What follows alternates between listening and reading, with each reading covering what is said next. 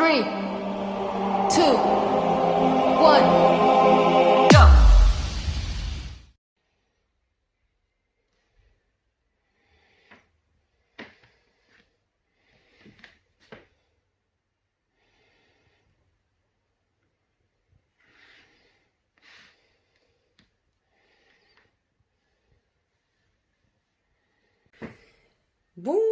Bonjour, je vous retrouve pour une petite vidéo tuto tout simple, mais ça me permettait de pouvoir partager une vidéo avec vous.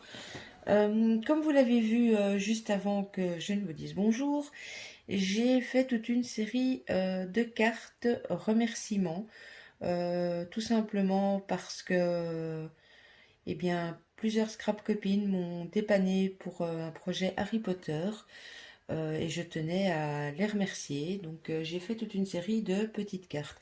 Et je me suis dit que vous partagez une petite carte relativement simple qu'il est possible de faire en série pourrait être intéressant. Alors, qu'est-ce que j'ai utilisé? Tout d'abord, j'ai utilisé ces deux dice-ci pour mettre mon sentiment, donc qui a donné ces découpes-ci. Et ça vient de ce lot-là, de chez Action. Donc j'ai utilisé les deux qui sont en rose ici. J'ai déjà fait les découpes pour que ce soit plus pratique pour la vidéo. Et puis de toute façon, comme je vous ai dit, et comme vous l'avez vu, j'ai fait toute une série. Donc niveau découpe d'ice, il ne vous faudra que ça. Alors ensuite, pour celles qui me suivent sur les réseaux sociaux, bon, il me reste que quelques petits morceaux. Je vous avais partagé en photo. J'essaierai, si j'oublie pas, de l'insérer au montage. J'avais fait des fonds comme ceci à l'aquarelle avec ensuite des tamponnages, oui, des tamponnages de fond. Et je me suis donc servi d'une bonne partie de ces fonds pour faire les cartes que je vous ai présentées et celles que nous allons faire ensemble. Alors, pour la suite, j'ai pris une base de cartes. Faites pas attention à mes ongles, à mes mains, elles sont dégueu. Chaque fois que je scrape, je me mets de l'encre partout. Enfin bref. Donc, j'ai pris une base de cartes qui fait 10,5 sur 14,5. J'ai ensuite pris un papier de matage, je vais l'appeler comme ceci, qui lui fait 10 sur 14. Et j'ai ensuite mon papier où j'ai fait mes tamponnages de fond, qui lui fait 9,5 sur 13,5. Alors, je vais utiliser le petit sentiment Thank You qui vient de cette planche-ci, qui est une planche de chez Tonton Ali. Et j'utiliserai, je pense, cette madame-ci comme tamponnage principal. Pour que mes tamponnages ressortent convenablement, je vais les embosser à chaud. Donc, il y a le pistolet qui est prêt et moi, j'utilise la poudre à embosser de chez Easing. C'est le transparent vernis 3D. Bon, 3D, je vous avouerai, je vois pas trop l'effet, mais à part ça, je l'aime beaucoup. Et bien voilà, écoutez, c'est parti. Alors, je vais commencer par tamponner mon petit sentiment. Bien évidemment, j'utilise de la Versafine. Hop.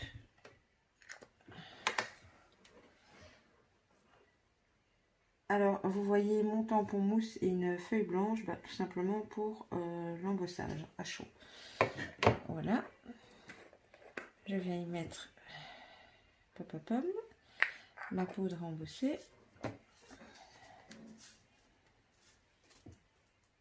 Hop. J'aurais dû prendre, excusez-moi si je passe devant vous, je vais prendre ma petite pince, ça va être plus facile. Hop.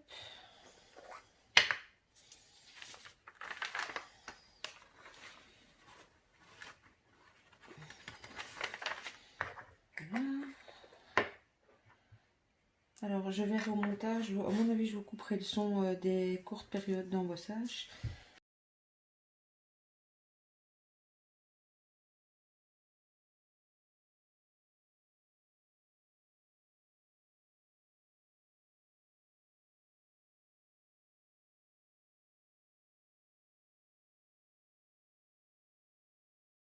Voilà, on obtient un joli tamponnage brillant bien noir et c'est ce que je souhaitais. Alors, à l'arrière de mon tamponnage, je vais venir y mettre des petits morceaux de mousse 3D. J'avais préparé un morceau, mais il est trop petit. C'est pas grave, on en prend un autre. Alors, c'est la mousse 3D de chez Action. Moi, j'ai toujours peur que ça se décolle, donc je mets tout le temps un point de colle supplémentaire. Maintenant, ça, vous faites comme vous voulez. Hop. Et je viens la poser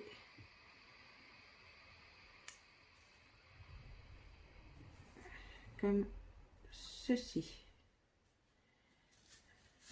Hop. En plus, l'avantage de la colle, c'est que tant que c'est pas sec, ça bouge et donc vous pouvez rectifier. Alors, ensuite, je vais venir m'occuper déjà de la base de carte.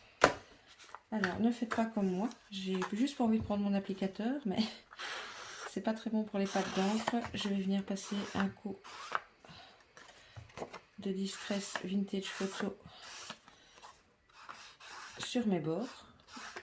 Parce que je n'aime pas quand mes bords sont blancs. Sur les autres cartes que vous avez vues, il y a des bleus, il y a des vertes, il y a des roses. Et bien, j'ai utilisé des encres bleues, vertes, roses pour ancrer les tranches de mes bords. C'est pas très français, ça, les tranches de mes bords. Enfin bref, vous m'avez compris. Hop. Alors, normalement, je mets ma colle dans des petits biberons. Mais mes biberons sont quasi vides.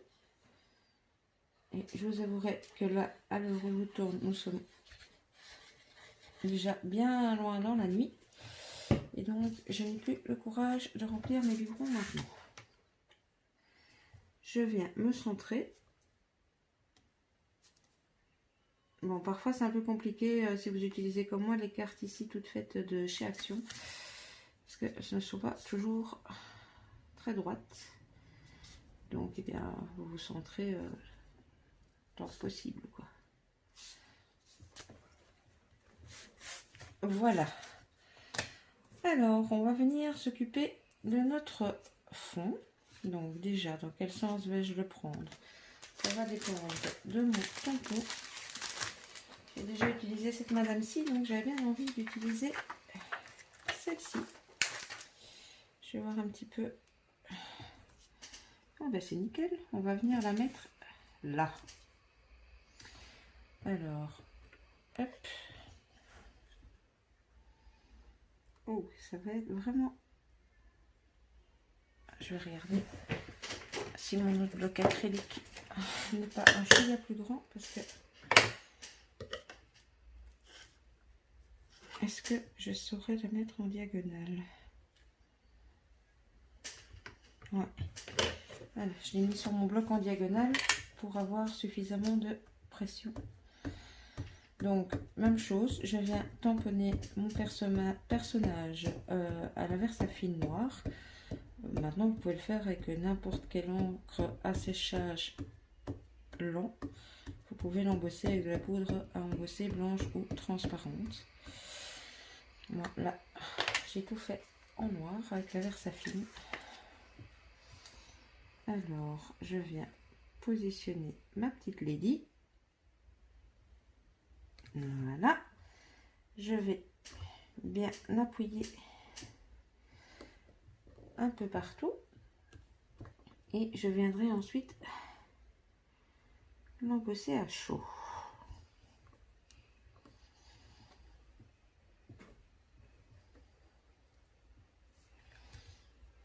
Voilà, super. J'ai oublié de passer le petit tampon, le petit truc avec le talc là, vous savez, anti-statique.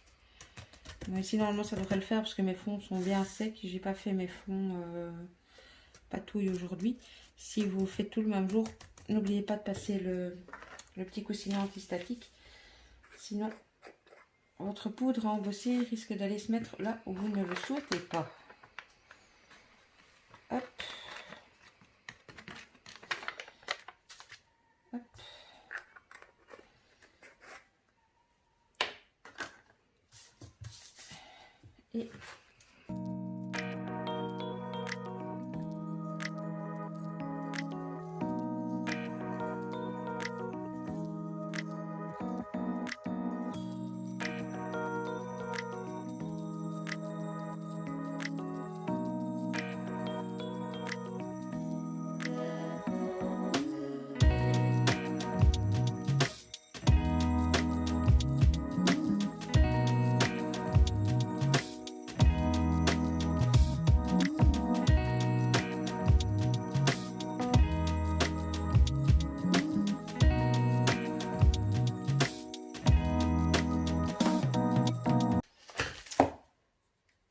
une belle lady tout embossée. Ensuite, on reprend son petit sentiment. On y met de la colle.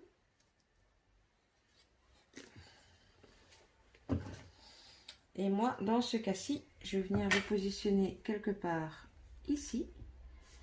Mais comme vous l'aurez vu sur les cartes de présentation, je ne l'ai pas toujours mis au même endroit. Alors, même chose, moi, c'est des exemples hein, que je vous donne. Bon, c'est des tampons qui sont plus vintage. J'ai utilisé des tampons plus vintage parce que c'est mon univers. Mais vous pouvez faire ce type de carte avec n'importe quoi. Hein, des fleurs, des papillons, des oiseaux, j'en sais rien, moi. Des petites poupettes comiques. Ça fonctionne avec tout. Hein. Donc, voilà mon sentiment. On reprend la base de carte. On retourne. On vient mettre de la colle. Oups.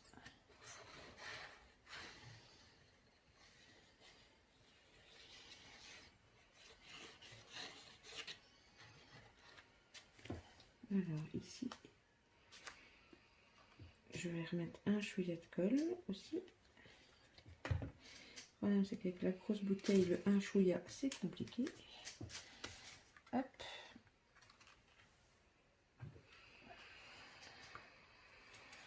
J'ai de la colle sur le bout des doigts mélangée, c'est embêtant.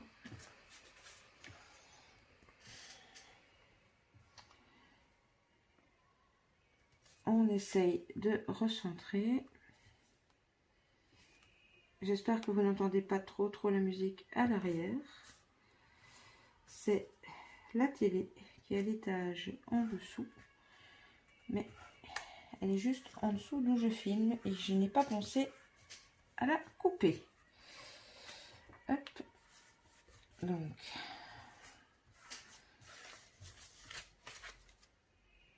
Voilà. Bah, écoutez, la carte elle est quasi finie. Après, ça c'est comme vous aimez. Moi j'utilise les nouveaux drops, mais vous pouvez utiliser des demi-perles ou ce que vous voulez. Moi, sur les étiquettes, j'aime bien à ce niveau-ci de faire deux petits ronds, enfin deux petits drops. Et est-ce que j'en mets ailleurs ou pas sur celle-ci? Je crois que je vais juste faire 3 petits points ici en bas et ce sera suffisant.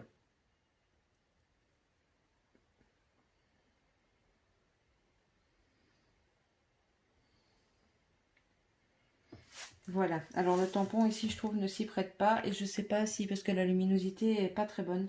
Sur certaines autres cartes, en fonction des motifs, il y a des endroits où je suis passée avec du glossy pour mettre du brillant. Il y en a certains où celle avec la fleur, je vais pas dire colorié parce que c'est pas colorié, mais j'ai rempli certaines feuilles avec ici le nouveau drop, le Dry Clear.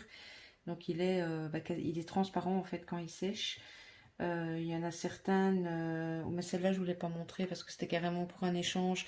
J'avais mis un die cut thank you. Si vous avez un exemple, si vous regardez bien le thank you, c'est pas de la peinture que j'ai mis au-dessus, je me suis simplement amusée à repasser avec les nouveaux. Et bien voilà, cette petite carte est terminée. J'espère que ça vous donnera de petites idées. Bien sûr, il n'y a pas que thank you. Hein. Vous pouvez utiliser hello, vous pouvez utiliser happy birthday, vous pouvez... Mais voilà, je trouve que c'est des petites cartes faciles, passe-partout, qui font leur petit effet et qui sont rapides et accessibles à tout le monde. Comme d'habitude, je vais vous mettre à gauche, à droite mon compte Facebook, Instagram et les infos que vous avez besoin. Je n'ai toujours pas oublié la vidéo pour le concours. On va bel et bien tenter l'expérience du junk collectif, mais il faut que je vous fasse une petite vidéo explicative avec le sujet, les délais, etc. etc. Mais il faut que je trouve le temps de filmer face caméra, c'est-à-dire quand je ne suis pas là au milieu de la nuit en pyjama. Je ne voudrais pas vous effrayer. Donc voilà, n'hésitez pas à me dire ce que vous avez pensé ici des petites cartes, hein. J'aime bien vous lire. Un petit pouce si vous avez aimé, la petite cloche si vous voulez être averti des autres vidéo. Tout simplement. Merci à tous les nouveaux abonnés de nous avoir rejoints. Et ben écoutez, voilà, je n'ai plus qu'à éventuellement, je vous rapproche la petite carte. Et je vous laisse ici en vous faisant des scrap bisous. Bisous, bisous.